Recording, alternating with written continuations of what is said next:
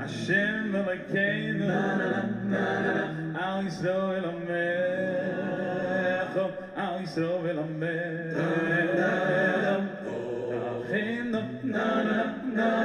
Hashem Elokeinu Al Yisrael Elamecho Al Yisrael Elamecho V'yal Tzion V'yal Tzion Mishkan Kvedecho V'yal Machos B'endavim Meshichecho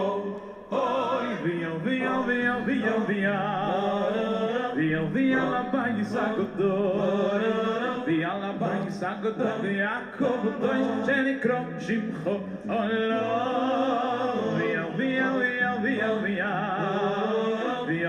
Abba Yisagodor V'yal Abba Yisagodor V'yakov Odoy Shenikro Shimcho Olam Rachem no Hashem Elokeinu Al Yisrael Amecho Al Yisrael Amecho Rachem no Hashem Elokeinu.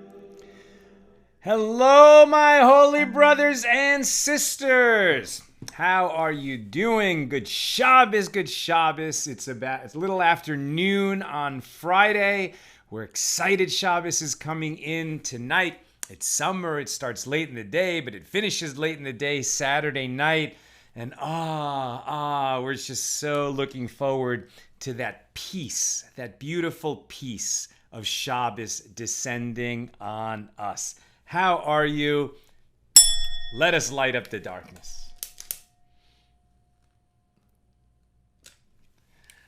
Who's in the house with us today? Stephen Giger says shalom from Dover, New Hampshire. Mark Matthew is with us from Pakistan, I believe. Sharon Slay from Florida, Pensacola. Timothy Bryant says salam from Central Arizona. Adrian Smith says he's in from Columbia Falls, Montana. Christo Cheney from Lubbock, Texas. He loves the new countdown timer. Chuck Walker is with us from South Florida. Pauline Michael is saying Shabbat Shalom from Arkansas. Welcome. Lisa Gilman. Hello from Massachusetts. Elaine Moss. Shabbat Shalom from South Devon, United Kingdom. Welcome, Elaine. Sharon Slay says Shabbat Shalom. Bill Eldridge is with us from Berkeley. Hagar Abed El Hakim is raising a glass. Augusto Martin says, okay, Sal, please, an extra message is needed for us all. An extra message of peace, God willing. Melissa Eitel Jurin says, Shabbat Shalom from Great Neck, New York. Isa Kabir says, I'm here. Alice Gross is back in Baltimore saying Shabbat Shalom. Rochelle Rosen's got her challahs baking in Modesto, California. Isa Kabir says, good Shabbos. Sue Strauss in the house from Chicago. Scott Shlomo Crane is with us from Crown Heights. Gail Harrison is with us from Peter Maritzburg, South Africa. Beautiful. Welcome, Gail. Merle Hacker is with us from Dallas. And Timothy Bryant says Shabbat Shalom. And Neil is with us from Virginia. Beautiful. We are getting ready for Shabbos and we're studying Shabbos as we have been, well, for 133 days in a row. Today we are on page 134. That's Kuf Lamed Daled of Tractate Shabbos, the second volume in the Talmud. We are in chapter 19. We've been looking at the laws of circumcision as they intersect with Shabbos. We're going to finish up our discussion of Mishnah number 1 in chapter 19 and discuss Mishnah number 2. Recall, yesterday we saw that the circumcision of a baby boy, a baby Jewish boy, overrides Shabbos, right? Circumcision would ordinarily, it involves a procedure, drawing blood. That's something that's prohibited on Shabbos. But we do it if the boy is 8 days old. It's commanded to circumcise a boy on the 8th day. Sometimes we have to delay a circumcision for medical reasons. That's fine. Then we do it at the first day that's possible. But if it's been delayed past the 8th day, we don't do it on Shabbos. We only override the restrictions of Shabbos for a circumcision done in its time, on the 8th day. Yesterday, we saw that the rabbis knew that circumcision on the 8th day overrides Shabbos. That's a universally accepted halakha. But from where do we know that? What is the source for that law? And they really dug hard and tried to figure it out using our normal exegetical, or the sages' normal exegetical tools, and they couldn't do it. They couldn't derive it using the normal methods. And they basically said, look, we know it's universally accepted, so either it's because it's a halakha, a law that was given to Moses at Sinai as part of the oral law, right? Many of the laws were written in the written Torah, and some were given in the oral law, the oral tradition which began at Mount Sinai and which grew through these exegetical principles. So either it was a law originally given to Moses at Sinai, that an 8-day circumcision overrides Shabbos, or we do it because this law really is special. When God commanded Abraham that he and his descendants would be circumcised as a sign of the covenant between God and Abraham and his descendants, the word covenant was mentioned 13 times in that passage. God really drilled it home. The circumcision is a special law. And in any case, it is universally accepted that an 8th-day circumcision overrides Shabbos. Nevertheless, we saw that the facilitators of an 8th-day circumcision do not override Shabbos. So bringing the knife, which is something that could have been done before Shabbos, Rabbi Eliezer would permit us to carry and violate the restriction on carrying on Shabbos, but the rabbis disagreed with him. That could have been done before Shabbos. There was no need to do that on Shabbos. So if one neglected to do it, so then they're going to have to postpone the circumcision till after Shabbos. Now we're going to add some further rules with respect to this. The first one is that so we know that a circumcision, an 8th-day circumcision overrides Shabbos, the restrictions of Shabbos. What about an 8th-day circumcision or a non-8th-day circumcision overriding the restrictions of a festival, right? So a festival like Passover or Shavuos or Sukkot, do we or Rosh Hashanah for that matter, do we circumcise on those days? Answer, yes, we do. And it should be a pretty simple Kal V'chomer sequence, because Shabbat is the holiest day of the year. So if we override the restrictions of Shabbos to do an 8th-day circumcision, how much more would we override the somewhat lesser restrictions of a festival like Passover or a holiday like Rosh Hashanah? But what about the non-8th-day circumcision? There, we don't do it on Shabbos. We do have to circumcise a boy as soon as possible. So as soon as it becomes medically feasible, the first available day, we do it. But now that it's not an 8-day circumcision, we don't do it on Shabbos. And likewise, we don't do it on the festival. Now, in learning out the fact that what we do and what we don't do on the festival, the sages on this daf, on this page, also discuss a rule that we've seen before. So if Passover falls on Sunday, so on any Jewish holiday, any Jewish day begins the evening before. So if Passover lands on Sunday, so it begins Saturday night. This would be like a Seder after Shabbos ends on Saturday night. Excuse me. But here's the issue. When we celebrate Passover and the temple is standing. So in ancient times when the temple was standing, we would also be obligated to slaughter the Passover lamb or the Passover kid, meaning a young goat.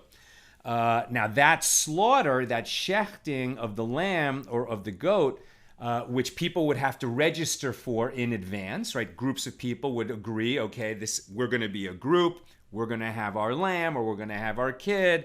We're going to slaughter it in Jerusalem. When do we slaughter it? We don't slaughter it on Passover because we're going to eat it Passover night. So we have to slaughter it during the day before Passover night. Well, if Passover falls on Sunday and it begins Saturday night, so then we would have to slaughter it on Shabbos. Do we slaughter the Passover lamb on Shabbos? Right, definitely slaughtering and any kind of cooking is prohibited on Shabbos.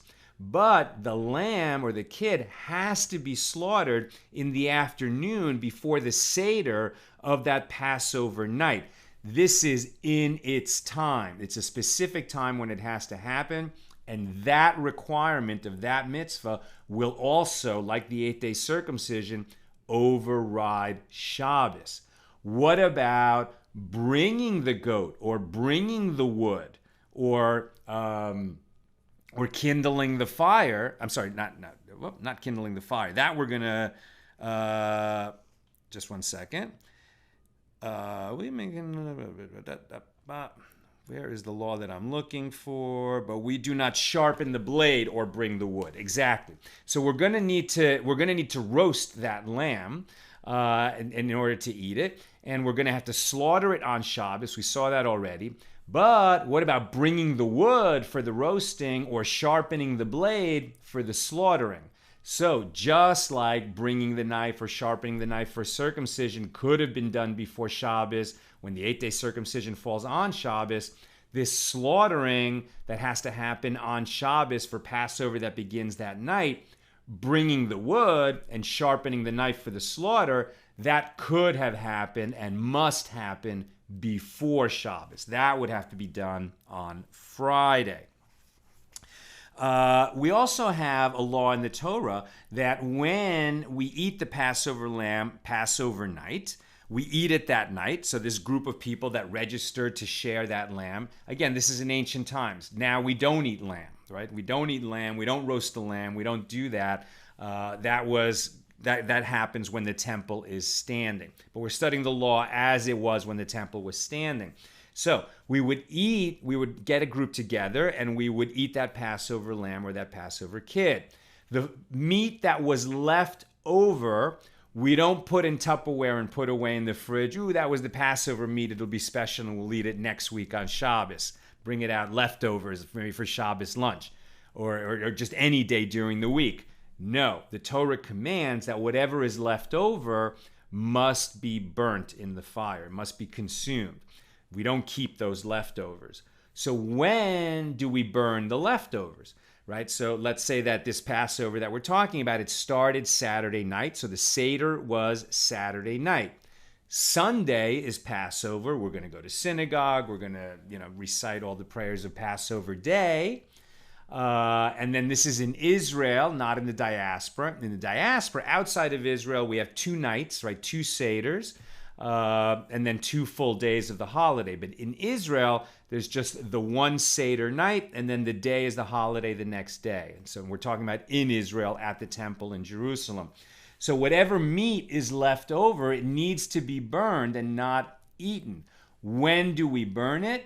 Do we burn it during the day, right? In the case that we're talking about, on Sunday, during the holiday? Why not? We know that during a festival, we can kindle a fire to cook food. Festivals are just like Shabbos in terms of we refrain from doing all work, all the categories of work that were necessary to build the tabernacle in the wilderness. So we refrain from work, but we are allowed to cook, so we can cook meals on the festival. So this meat that needs to get burned, it's very similar to cooking meat, right? Lighting a fire in order to cook meat. Here we're just going to burn it up. So can we do that on Passover day? No, we cannot. The leftover meat would get burned on Monday, once we're out of the actual holiday of Passover, the first day, and into the intermediate days of Passover, which have a little bit of an elevated sanctity. And there's a debate about whether one can do his regular business affairs in the intermediate days. Most people allow that. But so we would burn that meat once we reach the intermediate days of Passover, not on the Passover holiday itself. Why? Burning, we can kindle a fire to cook. Why can't we kindle this fire to burn up the leftover meat? Because when we kindle a fire to cook, we're providing our needs for the holiday. Disposing of that meat that we didn't eat on the first night, that's not providing our needs for the holiday. That can be postponed until the first intermediate day, in this case on Monday, and so we postpone. In the same way that we would postpone a 9th or 10th day circumcision until after Shabbos, likewise we would postpone it until after a festival. Okay. And now that we're talking about preparations for Shabbos, and recently we've talked a little bit about teshuva, atonement, I wanted to share a story with you, a beautiful story. This is a book that I highly recommend. Rabbi Dr. Avraham Twerski. His father was a Rebbe, and he's just a Hasidic master. He's also a practicing psychiatrist. He may be retired now. I think he lives in Pennsylvania. But he's written many books that are just wonderful. He's got one called Living Each Day, which, like, if you're just connecting with Judaism, I also highly recommend. It's got a bit of wisdom and a Hasidic story for every day. And this is just a collection of Hasidic stories, and they're gorgeous. So here's one about Shabbos. In this story, it was a Friday night in the winter. So most Hasidic stories, right, this is Eastern Europe. These stories are taking place in Poland, in Ukraine, in Russia, in that Pale of settlement, where Jews were generally pretty poor. I mean, some were well-to-do, but most were quite poor. They were really restricted in all kinds of ways. I mean, the Jews were really oppressed with respect to their non-Jewish Russian, Ukrainian, Polish neighbors. But within their communities, there was a lot of joy, a lot of spirituality, a lot of ruach energy and spirit. And people in the Hasidic movements, because not everyone was Hasidic, but in the Hasidic movements, they were very attached to their rebbes. So, one Friday night in the winter, when thick clouds covered the sky, the Shpoler Zeide appeared in the kitchen and gently urged that the cooking be completed speedily, since the day was short and Shabbos begins early. So right now we're in summer, at least in the northern hemisphere, and Shabbos begins late and ends late. In the winter, it begins much earlier on Friday, it gets dark early, and it would end earlier on Saturday night. So the Shpoler Zeide is the Rebbe of his community. The Shpoler community. So many Hasidim had come for Shabbos, and there was considerable preparations in progress. The rabbi's instructions were well heeded, and the kitchen work was completed in time, with the workers saying, there's still plenty of time until Shabbos. The cloudy sky is relevant because, right, it's not like they had so many accurate clocks in the 1800s, and so a lot was done just by sight. And now if it's very cloudy, it's hard to see, well, where exactly is the sun in its passage across the sky? When is sunset? When does Shabbos really begin? The Zeide lit the Shabbos candles at the proper time. But inasmuch as the sky was so darkened with clouds and the sun was not visible, the Zeide began worrying that perhaps he had waited too long with candle lighting, and perhaps, God forbid, he may have lit the candles when it was already too close to sundown. Woe is me, he began wailing. I am afraid that I desecrated the holy Shabbos.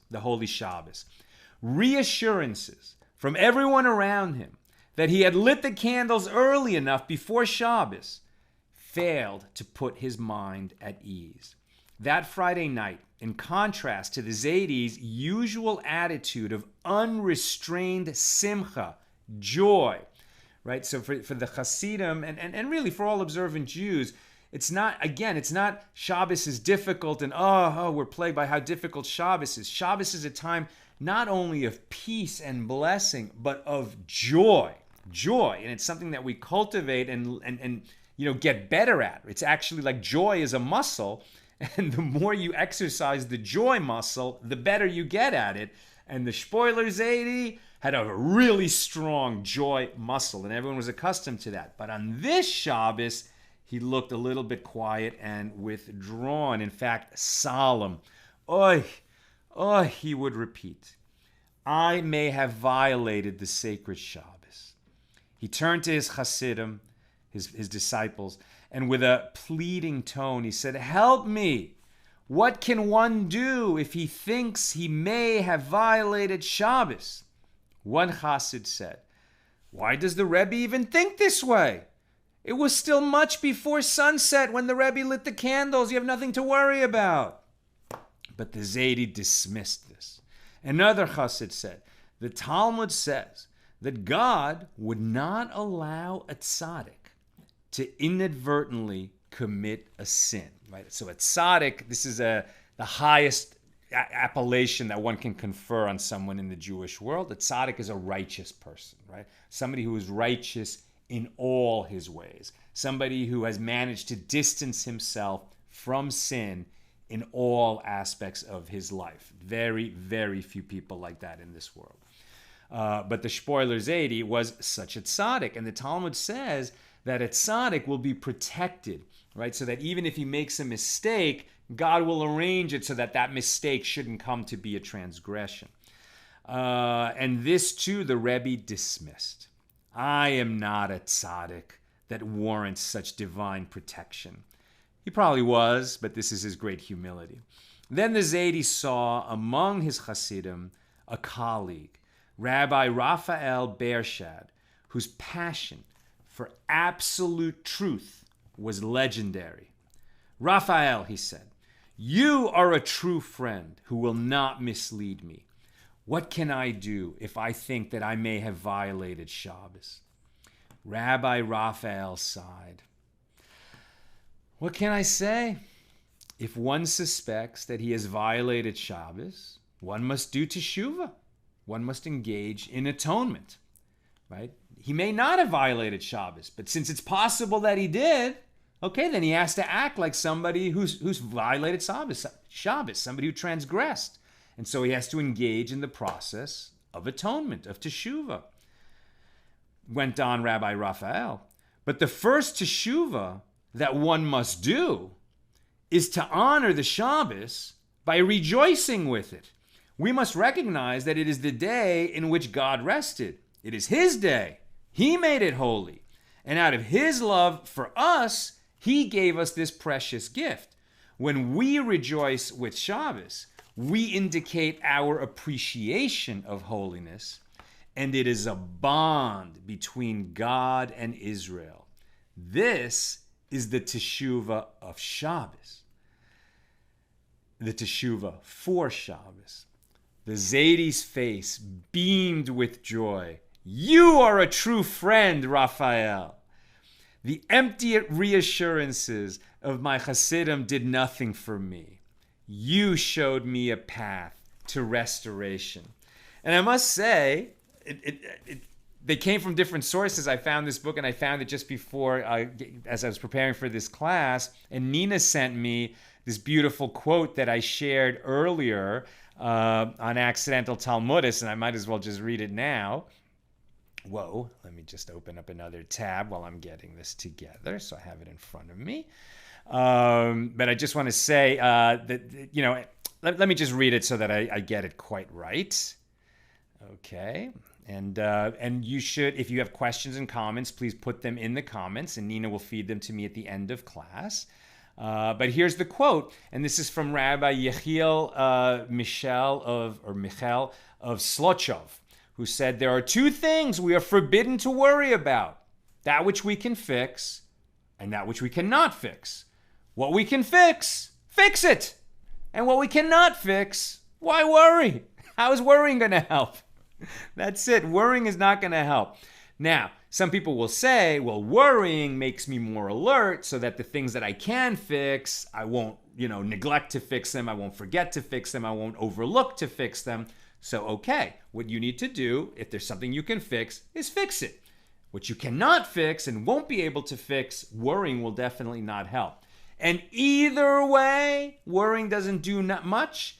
And either way, when we get into Shabbos, we have to find a way to shed that worry. Now here, the Shpoler Zeide, look at the holiness of this man. He was already creating a beautiful, festive Shabbos for so many people, feeding them. He's going to share beautiful, wise Torah at his Shabbos table. But he just, he's been so careful to observe everything, every day, every week, every Shabbos, all his life. And he just had never even come close to lighting the Shabbos candles too late. And he really was worrying about it. What am I going to do? What is my teshuva? How shall I atone for that? And everyone else is telling him, don't worry about it. You're fine. We know you're fine. You're so holy. You don't have to worry about it. He said, no, I need to do something. I need to make a teshuva if I lit it late. Now, he was solemn about it, but he was also recognizing that teshuva, atonement, is an opportunity. And when it comes our way, when we realize we've done wrong, okay, we have to make up for it.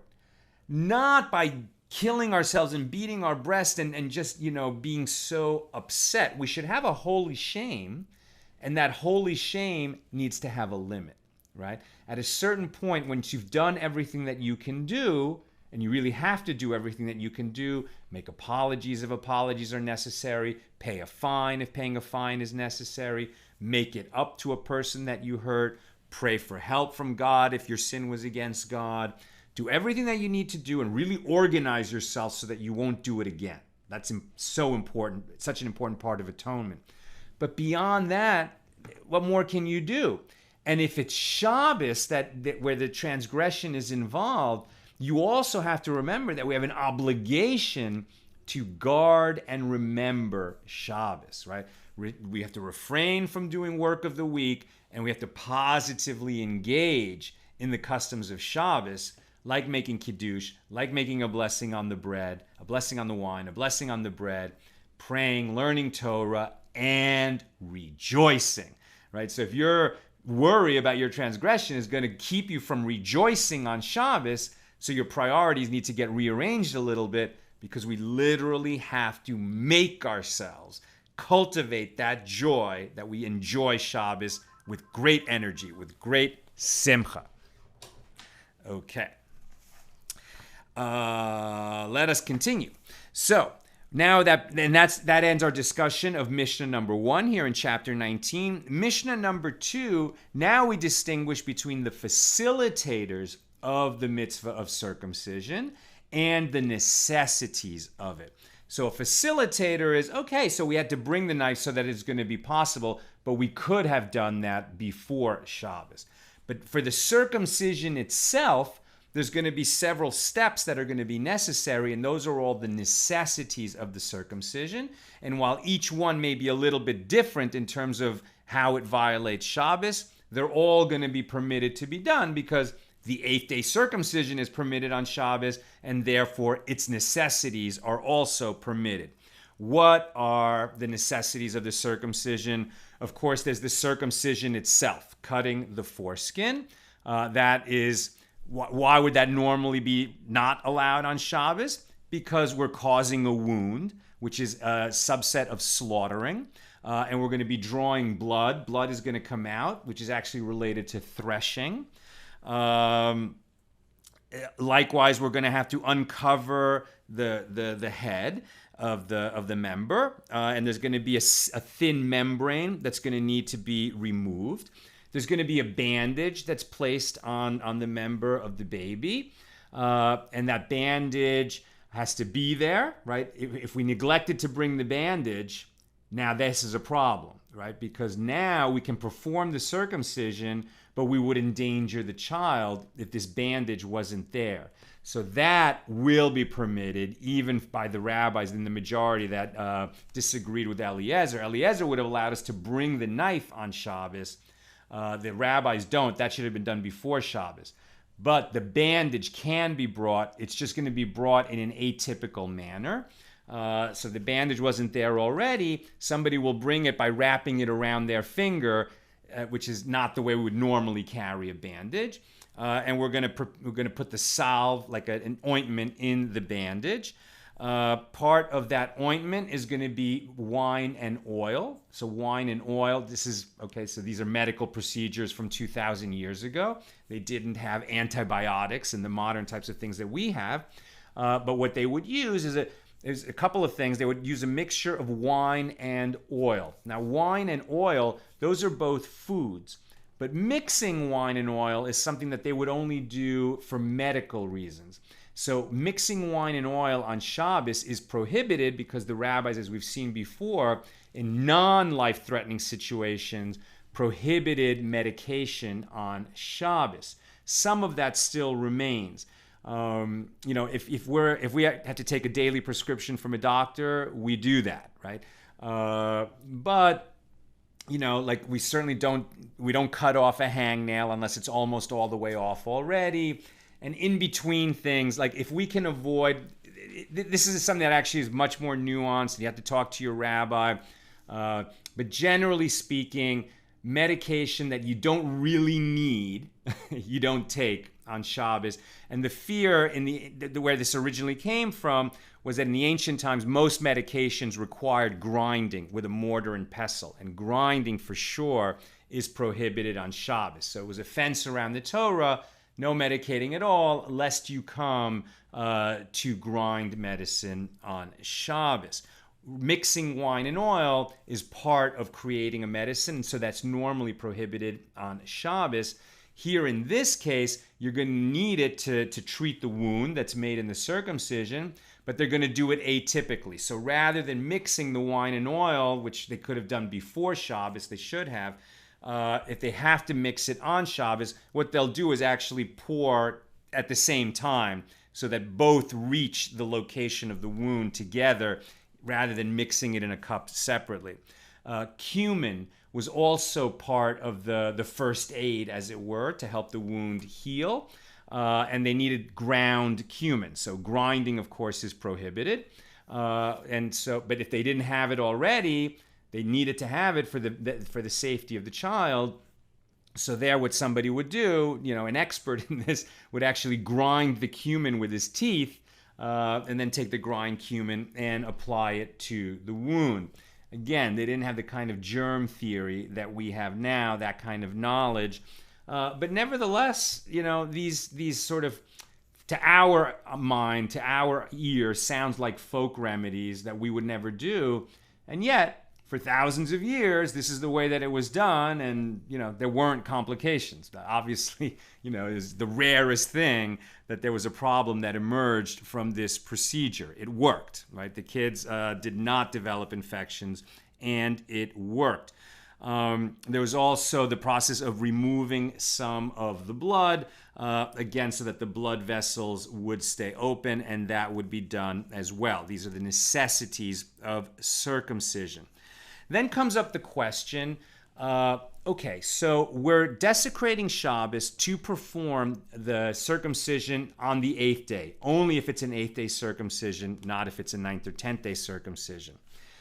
Now that we're desecrating Shabbos, are we going to do the minimum desecration, or are we going to do the most perfect circumcision?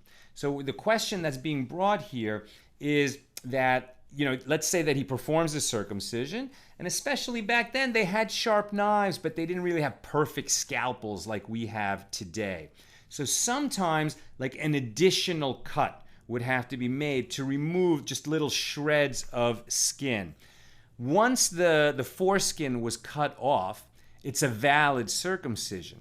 To go back and remove these little shreds is sort of like, it's not necessary for the mitzvah. It's not necessary. He's already been circumcised. But to remove those additional shreds would make it a more perfect circumcision. So are we going to allow that, or are we going to say, once we've circumcised, that's enough. If you want to do this cleanup, removing extra shreds of skin, why don't we just wait till after Shabbos to do that? Why do it now? The discussion went back and forth. Where they came out ultimately is that while one is involved in the mitzvah, one is permitted and even encouraged to beautify the mitzvah. And this is a general principle that if one is going to write a Sefer Torah one should write it with the most beautiful penmanship and the most beautiful ink, with the highest quality ink and with the best parchment and with beautiful wooden dowels. And if one is going to manufacture a shofar, it should be a beautiful, polished shofar. Sometimes they even put like a silver wrap around the shofar. And if one is going to bring a lulav for Sukkot, or one is going to build a sukkah, he should make it as beautiful as possible. And the sages actually have a prescribed amount that one should be willing to pay an additional third to make the object that's used in a mitzvah more beautiful, right? The simpler object is perfectly good. You can perform the mitzvah in a valid way, and you fulfill your obligation. But if you can make the object for performing the mitzvah a little more beautiful, it's better, based on the principle of beautifying the mitzvah. And so here, cleaning up those shreds is going to be like beautifying the mitzvah and making the circumcision as perfect as it can be, even on the day of Shabbos. However, if the person who was performing the circumcision sort of finished the job, walked away, just finished, okay, and then a little later said, oh, you know what? I did miss a little bit. Let me just go in and make another cut. So now it's not while he's performing the mitzvah. Now it was interrupted and he wanted to come back, and now it would be like a new labor. And then they say, wait till after Shabbos to do that. So if there's an interruption, now we no longer going to go back to perfect the mitzvah. However, if some shred of skin was left that would invalidate the circumcision, so that in fact it was not a fully valid circumcision, the boy was not circumcised because too much skin was left there, so that he would go back and do, because it's still an 8th-day circumcision, to perform it on that Shabbos. And this principle of interrupting is also the subject of a dispute which has to do with the showbreads in the temple. So there's a commandment. It is given in Exodus, and it's chapter 25, verse 30. On the table, meaning the table in the holy temple or in the tabernacle when we were in the desert, on the table you shall place showbread before me always. So in the courtyard of the temple, there was a table, and there were 12 showbreads. I mean, literally breads, loaves of bread. They had an interesting shape, but basically there were 12 loaves of bread, and they would rest on that table at all times. And they would be replaced on Shabbos. And there was a whole ceremony and a procedure involving 8 priests. The 4 priests would remove the outgoing showbreads that had been there all week, and 4 other priests would replace them with the new showbreads, and there were also 2 bowls of frankincense on that table. Now, what was going to be the method? The command was there needs to be bread on the table always, the 12 showbreads. So, according to Rabbi Yosef, you can fulfill your obligation by when they come in on Shabbos, they take the 12 off, they put the 12 on, and that's good enough for it to always be there. Take 12 off, put 12 on. The rabbis were more stringent than Rabbi Yosef, and they said, God said there needs to be 12 showbreads on that table always, so we're going to go out of our way to do this mitzvah properly. And what the priests would do is replace 1 loaf at a time, and not only one at a time, but 2 objects here. It's like if this is a bread that's resting on that table, they would bring in another one and slide it in, and the other one slide off. And like very careful that there were literally 12 breads on that table at all times, except when like one was being replaced and it was like a half on and a half off. But they were extra careful. And why? So that the mitzvah would not be interrupted. Right? And so it's that same idea that during the circumcision, if it was interrupted, then it's like it ends, right? The performance of the mitzvah ends, and if somebody wants to come back later and clean up some shreds or do something different, now he's engaged in a new action. He's not still performing the mitzvah from before. Okay, that is what I've got for us today. Let me get to your comments and questions. Wait a minute. Was that yesterday? Okay. So Christo Cheney says, the immense dedication and preparation you have to prepare this material every day for the next several years is very admirable. May the Eternal One bless you and Nina both every day for all you do for us each day. Oh, Christo, thank you. That is really sweet. Thank you so much. Jason Lipstein says, I'm invited to a Shabbos swimming pool party tomorrow. Am I rejoicing or violating Shabbos if I go? This is a complicated question. And there are definitely going to be divergent opinions on it. Some of the reasons that some people will prohibit swimming on Shabbos, for example, in a public pool, is because water would be splashing from the pool, which is its own domain, and so it's a private domain, out into the public domain, and so you'd be causing water to go from the private domain to the public domain. But if it's in a private yard, that would not apply. Another concern is that when you get wet, you would dry yourself with a towel, and for some reason, at some point afterward, the towel or your swimsuit, when you change out of it, you'd want to get the water out of it. Get the water out of the towel or out of the bathing suit, and you would wring it. And wringing is part of the category of labor on Shabbos, which has to do with dyeing fabrics. So, some people will say, well, if you're educated enough not do that, then maybe you can go swimming. Others would say, yeah, but no matter how educated you are, you might come to do that. So the advice definitely is talk to your rabbi and also familiarize yourself with the scope of this law and why some people will prohibit swimming on Shabbos. Lynn says, it's so true that we should not wallow in our self-criticisms. That is egoism and interior focus. Shabbos is not about us. It is about rejoicing with our Father and enhancing His joy on His special day. That's a beautiful point, Lynn, and I really want to bring that home. Lynn just said that when we rejoice on Shabbos, we give God pleasure.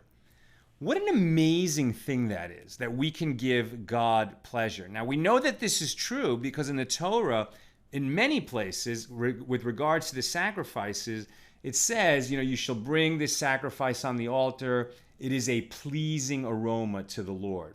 And Rashi comments on that.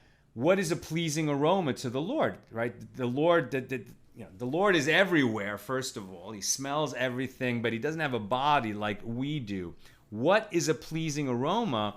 It's pleasing to God that He commanded us to do something and we did it, right?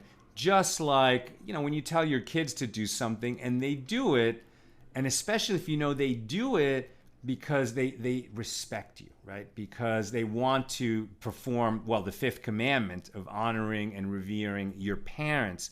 And likewise, when we obey commandments, we're generally obeying the first commandment, right?